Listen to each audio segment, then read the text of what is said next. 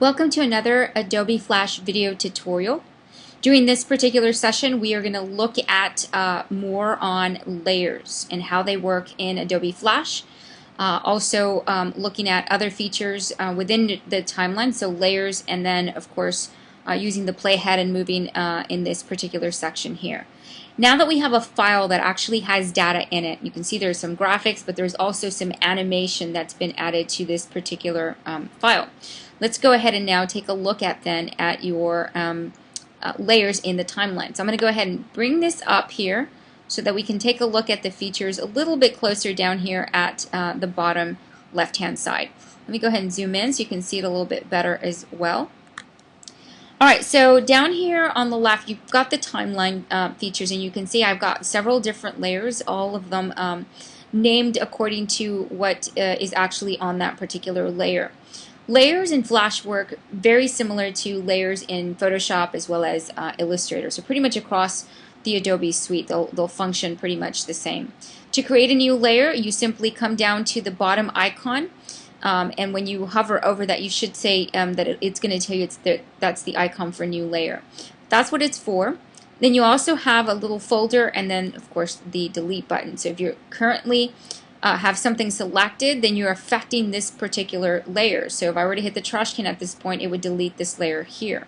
If I click on new layer, it will actually add a layer directly. Let me go ahead and click on it so you can see. So it added a layer directly above the layer I was currently on.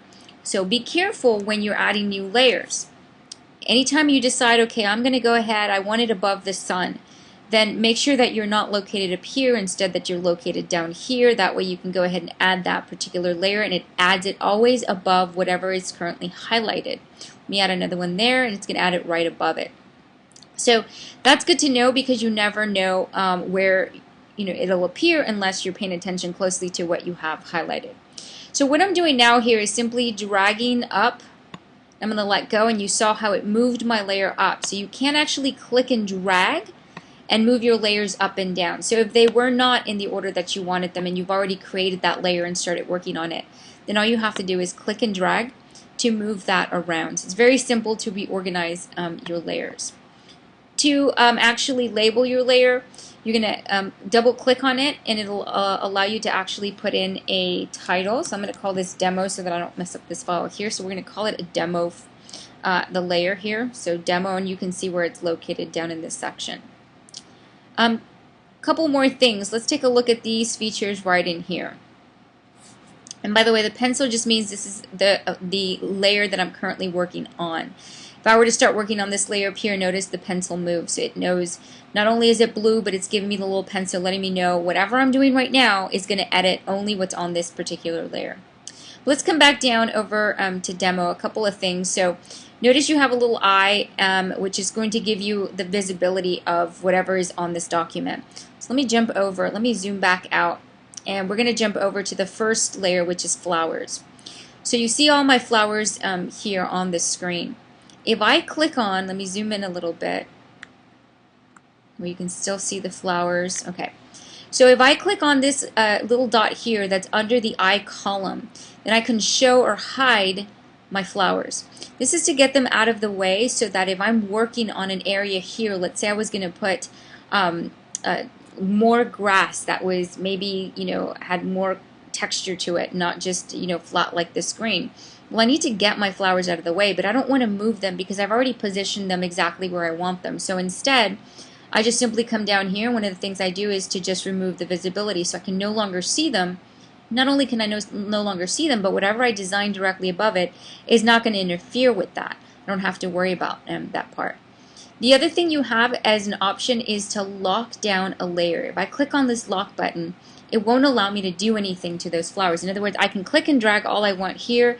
It will not affect my flowers. So that's really nice, nice feature there.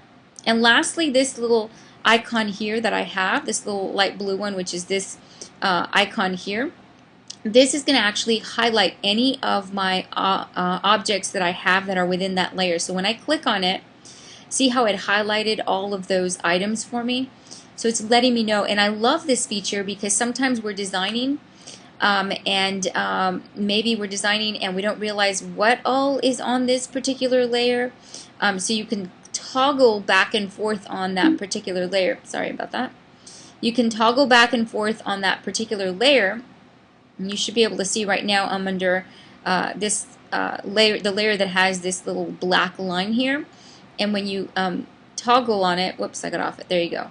You can see that it'll highlight it or unhighlight it. So that's really nice to be able to easily find, especially if you're not naming your layers right off the bat and then you're having to go back and figure out what was that. Okay, so that's going to make it easy too.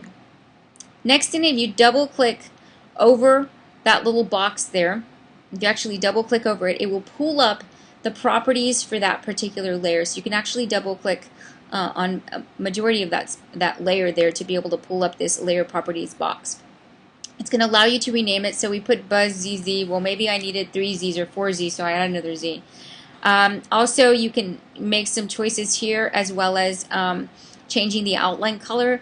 If, for example, the line that you drew was blue and the default outline color was blue, well, that's not going to help. You know, it stays the same. So you can come in here and actually change that to a different color that you might want. So you can actually customize that. Oh, we definitely don't want white, so let me put it back to another color. So those are some of the things that you can customize when you double click on your little layer window there. All right, moving on here to the play area, basically the frame section. We have here, as you can see, the playback head. You can actually take this and drag it and drop it across the area where you have animation. Let me zoom out so we can see this section up here. I'm going to grab this little guy and then just move it. And you can see I can check to see if it's right in the section where I want it or not. But you can actually go right through and play the whole thing this way, where you're moving the playhead to be able to determine some things that you might want to be able to fix or work on, etc. So that's what that's going to allow you to do. Now you'll see lots of additional things down here in this section, but that all is determined by when you're actually creating the action. So these things will all change as you're adding things to your timeline.